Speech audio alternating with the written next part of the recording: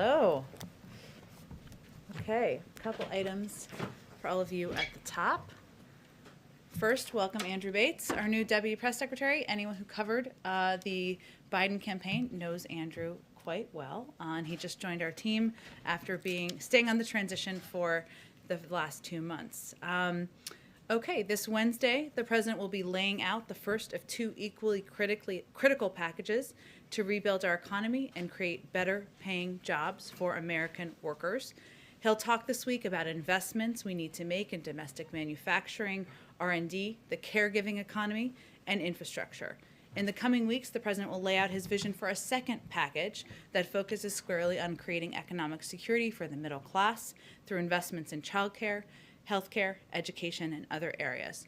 Throughout this process, we look forward to working with a broad coalition of members of Congress to gather their input and ideas and determine the path forward, create good jobs, and make America more competitive.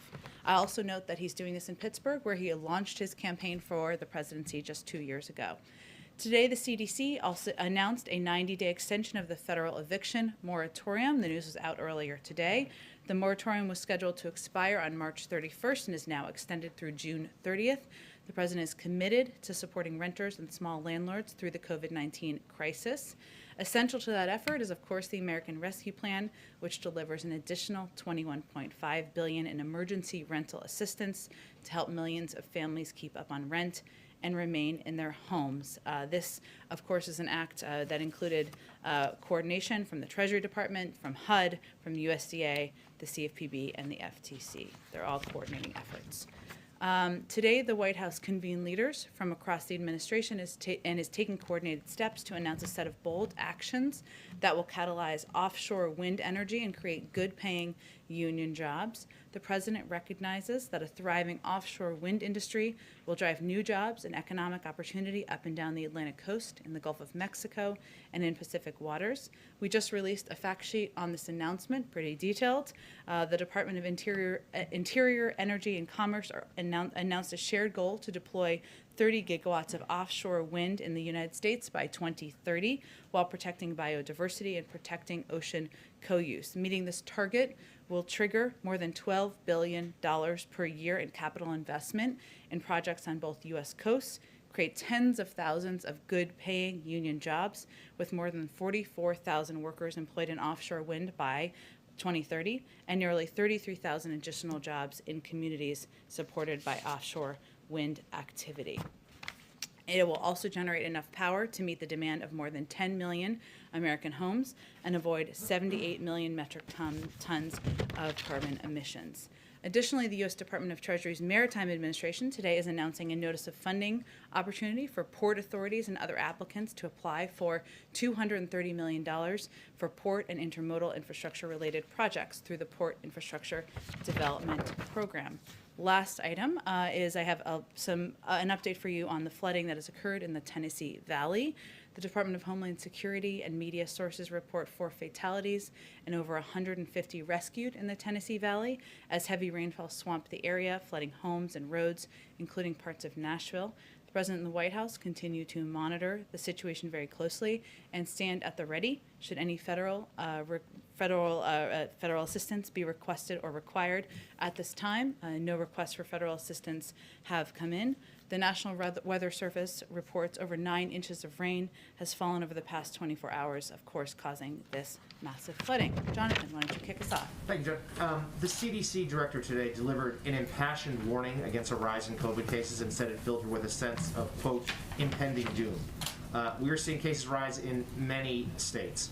My question is, does the president plan out to reach directly to governors, including the Democratic governors of states like New York, New Jersey, and Michigan that are seeing real rises? Does he plan to ask them to slow down or pause them reopening their states?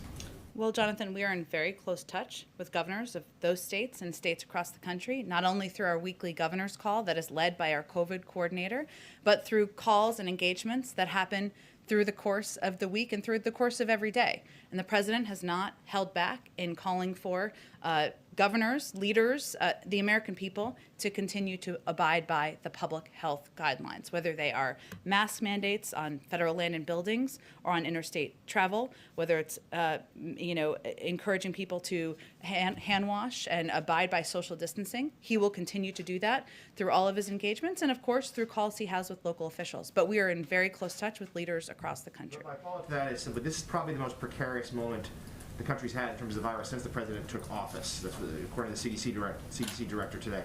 Will the president not take that additional step to get to talk to governors and ask them to slow down reopenings? Well, Jonathan, the president uses every opportunity he can, whether it's publicly, through every interview, through nearly every public engagement he has. He has remarks later this afternoon, as you know, on COVID, providing an update on our effort to defeat the virus. He also does that through private engagements as well. But there are a range of officials at very high levels who are in touch with governors and leaders across the country who will continue to emphasize the need to abide by public health guidelines. And one other topic. Earlier, Majority Leader Schumer is making the case that budget reconciliation can be used once more in the fiscal year of 2021. If the Senate parliamentarian agrees with his argument, this could be used a couple more times over the next year or so. Does the White House support that move, and what would it mean for the president's agenda? Well, the White House and the president will leave the mechanics of bill passing to Leader Schumer and other leaders in Congress. Our focus is on proposing an ambitious agenda to invest in infrastructure, to help caregivers across the country, to ensure that we are doing more to help Americans get through this challenging period of time. Go ahead. Thanks, Jen. On infrastructure, since the president is set to unveil his proposal in a couple of days now, what is his current thinking or his economic advisor's current thinking on how much of this package needs to be paid for with tax revenue? Well, the president has a plan to fix the infrastructure of our country. We're currently 13th in the world. No one believes we should be there. And he has a plan to pay for it, which he will propose. But right now, once he proposes that, our focus is also on having that engagement and discussion with members of Congress. If they share a goal of building our infrastructure for the future but don't like the way he's going to propose to pay for it, we're happy to look at their proposals. If they don't want to pay for it, I guess they can propose that too. Maybe they don't support infrastructure spending. So the president has an ambitious goal. The most important thing is to figure out how to put forward the investments that are much needed in our infrastructure. What's irresponsible is not to address the urgent needs of that investment, but the means and mechanisms of paying for it.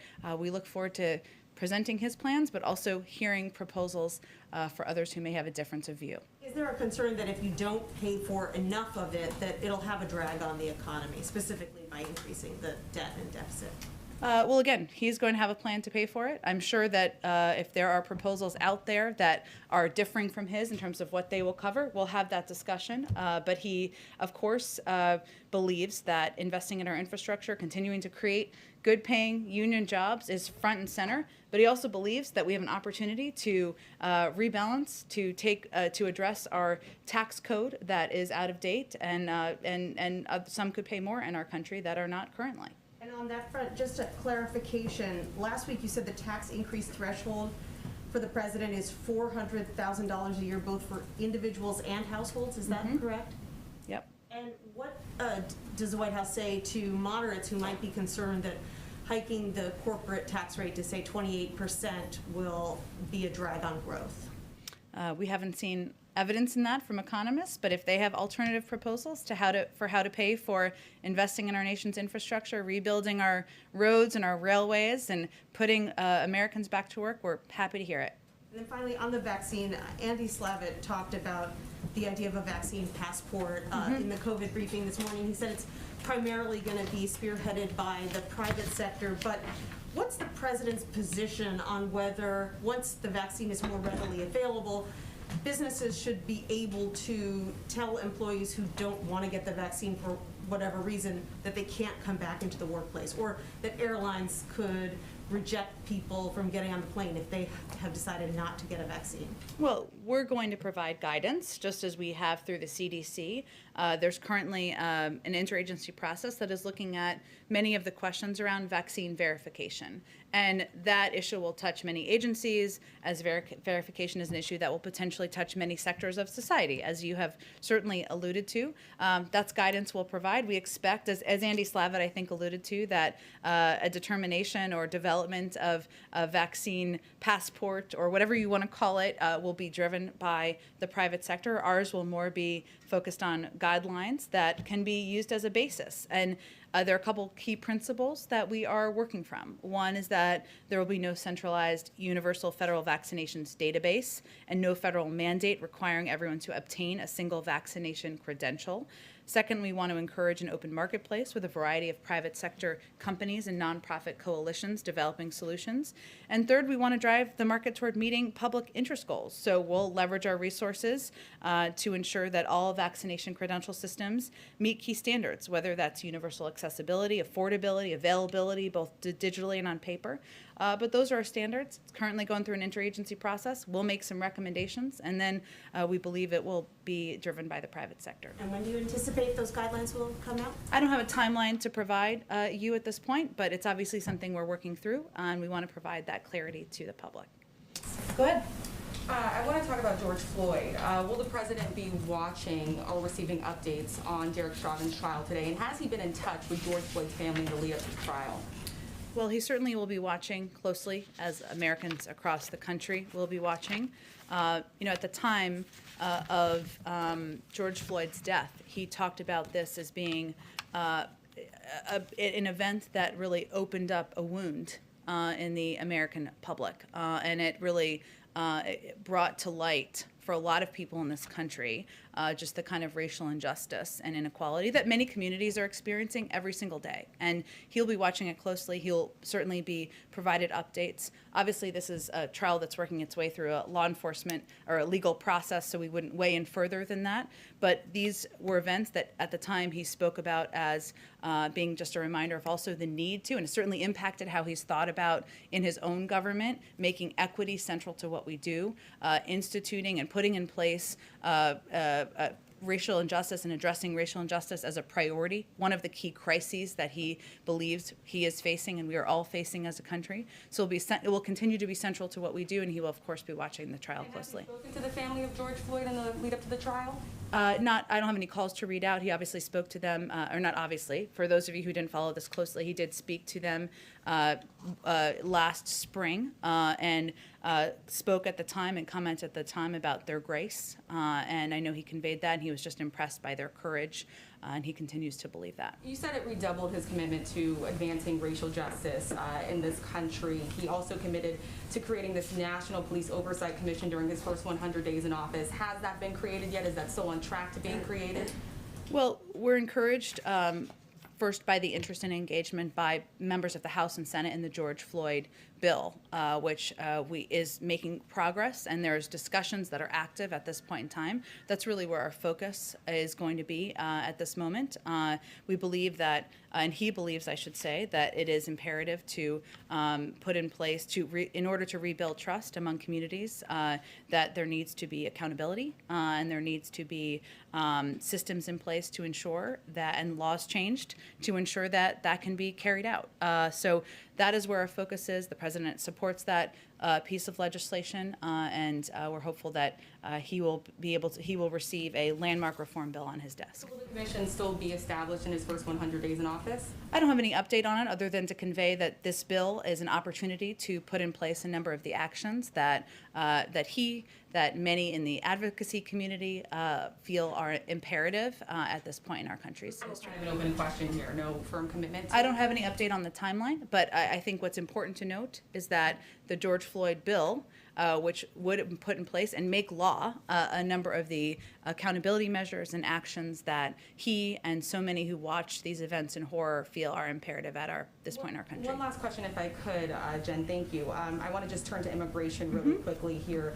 President Joe Biden has said that surges like this happen every year. We know that these cycles do happen. Axios is reporting that they have received documents that show the surge of minors coming to the southern border is expected to last 7 or more months. I just got back from the border. I spoke with Texas state troopers who said they have never seen this many unaccompanied minors crossing the United States border. Are you guys tracking that timeline for this current surge, that it's going to last 7 months or more?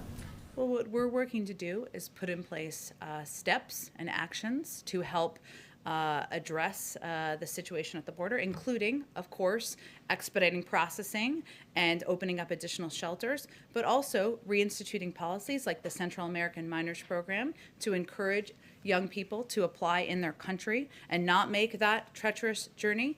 We are also in a circumstance where we are digging out of a broken system over the past 4 years, not just the inhumane policies, but the fact that there were never efforts put in place to look for and seek shelters where these children could be safely and humanely housed. They had a different policy than the president has, of course, but also there was a hiring freeze at ORR in the Refugee Resettlement Office, which made it something that we had to also dig out of when we started. So that's where our focus is on. We are hopeful that as we put these in place, these measures, we can help to address and stem the challenges at the border. Just quick follow-up, just firm answer here. Is the administration expecting a surge in unaccompanied minors over the next several months?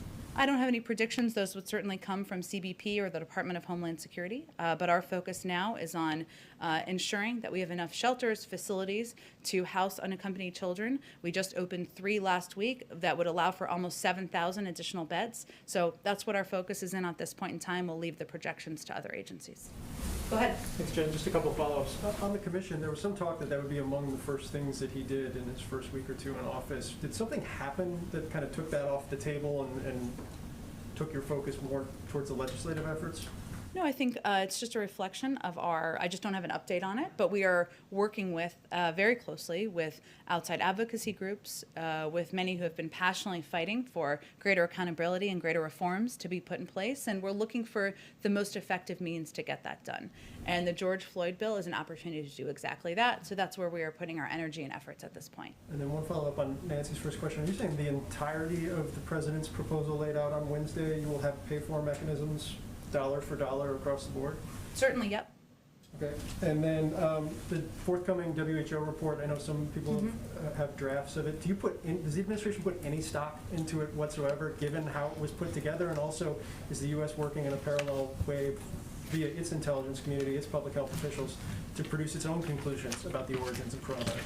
Well, it's a little early for that last piece right now, but let me give you an update on kind of where we are. The report, under embargo, of course, is now in the hands of U.S. government experts from the CDC, FDA, NIH, HHS, USDA, DHS, and USAID. That is a lot of acronyms. 17 experts, long-standing leaders in the field, including epidemiology, public health, clinical medicine, veterinary medicine, infectious disease, law, food security, biosafety, biosecurity. We have a lot of experts in government. We'll be reviewing this report intensively and quickly, and we have some of our best people in government focused on reviewing it right now. We are also communicating closely with our partners and allies around the world to share our ongoing concerns, which we have stated in the past, of course, about the process and our scientific analysis of the report itself once these individuals have concluded their review. We will wait for that review to conclude. We have been clear that an independent, technically sound investigation is what our focus is on. And once this is reviewed, we'll have an assessment about the steps forward. Okay, and then last one, a number of House committees last week sent letters to, I think, 16 different agencies and the White House about sending over documents of any communications in the lead up to January 6th and the lead up to the joint session. Do you guys plan to cooperate with that inquiry, and will you be responding both from the White House side and on the agency side with that inquiry? I'm sure we will be cooperating with Congress, but I also know there are many documents that some believe we have here that may not be here. They might be in the archives, so I think we'll have to look and see what documents they are. I'll talk to our counsel's office and see what our expectation is at this point in time. Thanks, John. Go ahead. 2 questions, Jen. On the campaign, the president talked about how, and his aides held the view that spending on traditional infrastructure like roads and bridges did not necessarily have to be paid for because it created jobs. And I'm wondering if you could just talk about if he still has that view and how the package unveiled on Wednesday will balance that view of spending versus tax increases. Well, I think we'll have more to say about it once we actually roll out the package. But I think what I wanted to note today and what we want to make clear is that the president has a plan to fix our infrastructure and a plan to pay for it. But we are also open to having that discussion. And we certainly expect to have the discussion with members of Congress as we move forward about areas where they agree, where they disagree, where they would like to see greater emphasis or not. So we'll look forward to having that conversation once the plan's announced on Wednesday. And just one more thing. On Friday, the White House announced that it was nominating Gail Manchin, Senator Joe Manchin's wife, for the job of federal co-chair of the Appalachian Regional Commission. This is a group responsible for steering millions of dollars to states like West Virginia.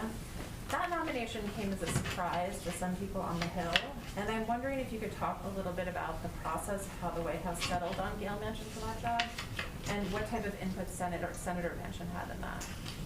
I'll have to follow up with our personnel team on the exact process there, but we can do that for you after the briefing. Go ahead, Jeff. Thanks, Jen. The ship that was stuck in the Suez Canal has been freed.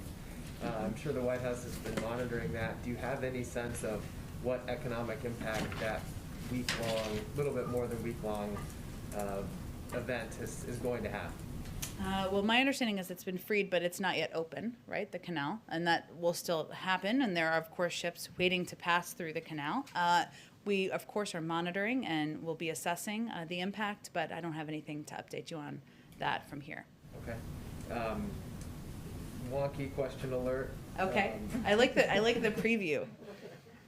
The stocks are falling today because on Wall Street because of the default of a hedge fund. Is this something that the White House is monitoring, and do you have any concerns about it? I would send you to the SEC on that for any further comments, but we, of course, are monitoring as an administration.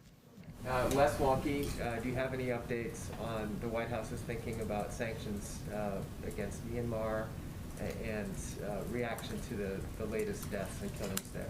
Sure. Let me give you a reaction, and also because we haven't talked about this that much in here recently, an update on some of our recent actions. We're deeply concerned by the recent escalation of violence against peaceful protesters in Burma. Burmese security forces are responsible for hundreds of deaths in Burma since they perpetrated a coup on February 1st. We condemn this abhorrent violence against the Burmese people. Their Burmese junta continues to use lethal force against its own people. Last week's killing of children is just the most recent example of the horrific nature of the violence perpetrated by the military regime. We continue to make clear that we will impose costs on the military regime for the deadly violence against peaceful protesters and the suppression of human rights. Today, USTR announced the suspension of all U.S. engagement with Burma under the 2013 Trade and Investment Framework Agreement, effective immediately. This suspension will remain in effect until the return of democratically elected government. Additionally, the sanctions on military-owned holding companies, MEC and MEHL, we announced last week, are the most significant action since the February 1st coup to impose costs on the military regime. We've also announced a number of actions by the Department of Commerce, new export controls on Burma, and added 4 Burmese entities to the entity list in response to the military coup and violent crackdowns. We, of course, continue to work with our allies and partners and like-minded institutions as we condemn the actions of the military, call for the immediate restoration of democracy, and hold those who seized power accountable. Very last one, also as a follow-up to the CDC and White House briefing this morning on COVID, they made very clear that they are urging Americans to continue to take action to prevent a fourth surge, including non-essential travel. Is the warning against non-essential travel something that the White House is taking into consideration with regard to upcoming travel by the President and Vice President, both for business and for personal reasons? Well, I would say the president travels, as does the vice president, on a private plane. That is the purview of every president and vice president throughout American history. That is, of course, different than traveling on a commercial flight and going to mass events. As you know, the president is not hosting rallies, nor is the vice president. We take the role of being models quite seriously, but I think most Americans would recognize the difference. Go ahead. Thanks, Jen. Just on clarification on the pay-for question. Sure. When you said that it would be paid dollar for dollar, that the infrastructure component would be paid for dollar, were you applying that also to the entirety of the package that'll be released both Wednesday and in April? Or I just want to make sure we're understanding what will be paid for. Well, I think we're focused right now, I should say, on the Wednesday proposal. Obviously, there's still more that's being worked through, but I can, for the proposal later in the month, like I should say next month, which is still being working its way through our economic team. But I can assure you that when the president lays out his infrastructure plan, he will also lay out a plan to pay for it, but is, again, open to ideas and proposals from members of Congress if they have a difference of view. And there was an op-ed in the New York Times today by a well-known virologist with the title, "We Can't End the Pandemic Without Vaccinating Kids." The argument is basically that over time there will be mutations that could be more dangerous for children. What is the administration doing to prepare for the possibility of vaccinating children? And does the president have a specific time period for when he would like to see children begin to get the vaccine? Well, we leave that to our health and medical experts and the FDA process, and CDC, I should say, process of outlining guidelines for when it is safe to utilize the 3 approved vaccines, or which one is the best for children. So we will rely on the advice and counsel of our health and medical experts on that front. And just one more, when should we expect the president to announce his next slate of judicial nominees? I don't have a preview or an update for you. Stay tuned. And can you just say, can you give us any insight into the process behind the scenes about, who's leading that process internally? How are you coming up with the slate? I think there are 68 or so vacancies right now. I can convey that the president wants to nominate people who are qualified, who have a breadth of experience, who bring perspective to these roles, and obviously he seeks to meet his own bars of diversity when he's nominating any individuals to serve in his administration. But we'll look forward to discussing further at the point when we're ready to announce nominees. Go ahead. If I could just quickly follow up on Jeff's question. Sure. Is it the White House position that the CDC travel guidelines don't apply if you have a private plane?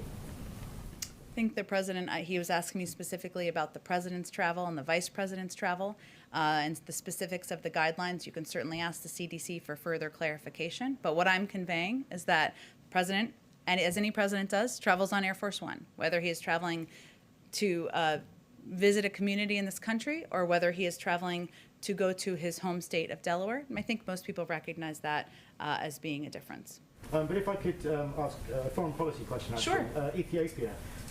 Senator Coons recently travelled to Addis on behalf of the president. Since then, we've seen Prime Minister Abiy announce plans for the withdrawal of Eritrean troops from Tigray. Do you have some reaction on that? And is that something that President Biden was demanding?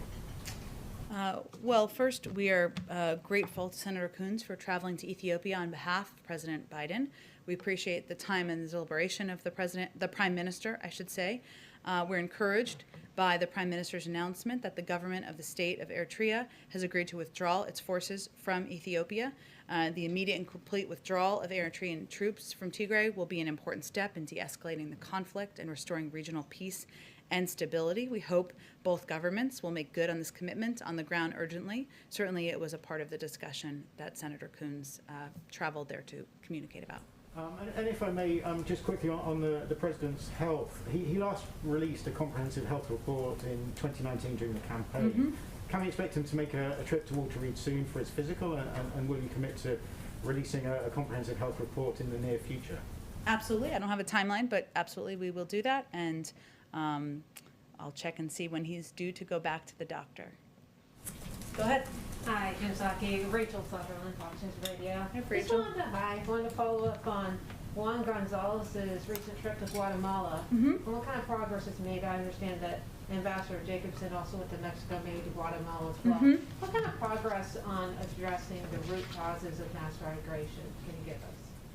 Well, I think this was their first trip. We just announced an envoy as well to the region, which shows our focus and emphasis on addressing the root causes. And of course, the Vice President of the United States will be helping lead that effort, specifically the root causes, not the border. There's some confusion over that. I know we did a readout after the meetings and the trips last week. I don't have an additional readout for you, other than to convey that we know this will be a diplomatic process. Our view is it's not if, but when we work through with these countries, the best ways we can work together to address root causes. And the president has also proposed an immigration bill that includes $400 billion in funding to help address the root causes as well and help ensure that families and individuals who are making this trip are incentivized to stay in their countries. Just one more here. I've heard some talk about the sponsor families for the children who are in the care of HSS. Any idea of how that's going to be set up and the vetting process for some of these sponsor families? Some of them may be family members, as we've heard, but it's been a question as to who are the sponsors that would take them in and how will that work? So one of the issues we've been trying to address is that they shouldn't all be treated exactly the same. And obviously, if it's a mother or a father or a biological family member, that's different. There are a number of steps, vetting steps that are taken. Is that what you're asking about? Yeah. That are Who taken? these people that are going to be taking in the children?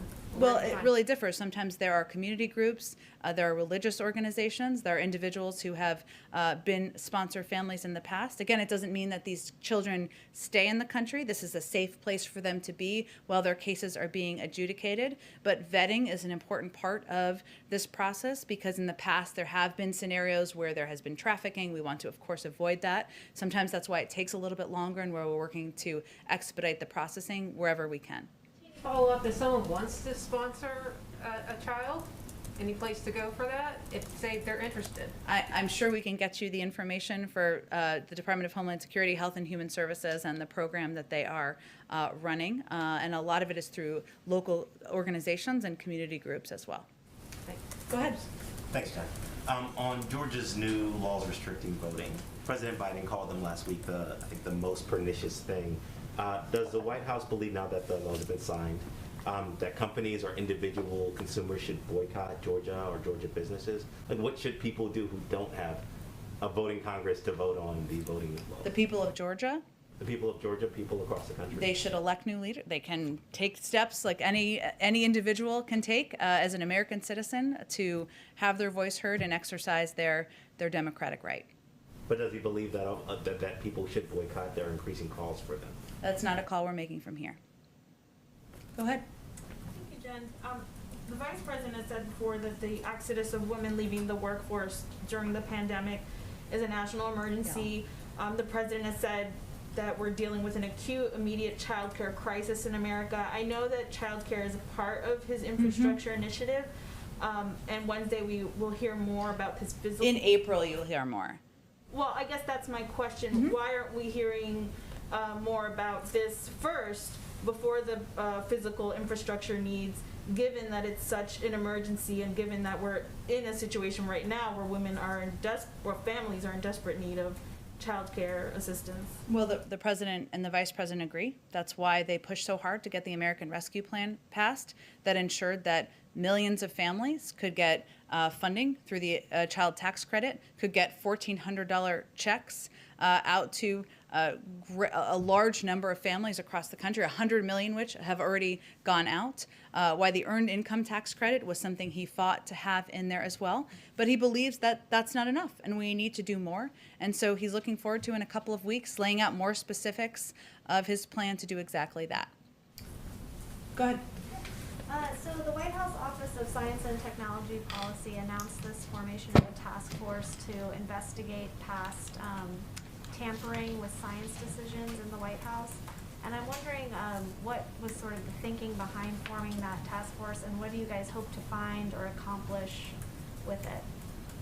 Well, the president issued a memorandum on scientific integrity and evidence-based policymaking, directing agencies to make evidence-based decisions guided by the best available science and data. And so this task force will be taking a whole of government approach to reinstate science across federal agencies and ensure that it is part of how decision making is made. They're going to examine policies that were antithetical to that mission over the last 4 years, and also look ahead and ensure it's integrated as we move forward. We're just inaugurating that process, and it's just as evidence that the president believes that scientific integrity matters, and it should be central to how we approach governing. Is there a punitive aspect to it? Like, are you trying to find wrongdoers and punish them in some way, or? I think the focus is on ensuring that our policies moving forward, that policies that are not meeting that bar, that are still in place, are changed, and that we institute this as central to how we approach policymaking in our agencies across government moving forward. Okay, and one more. Do you have an update on whether the Vice President plans to travel to Central America or to the border as part of her looking into the root causes of the immigration problem? I don't have an update on her travel, but since you gave me the opportunity, it's important to understand and know that she is focused on addressing root causes in the region.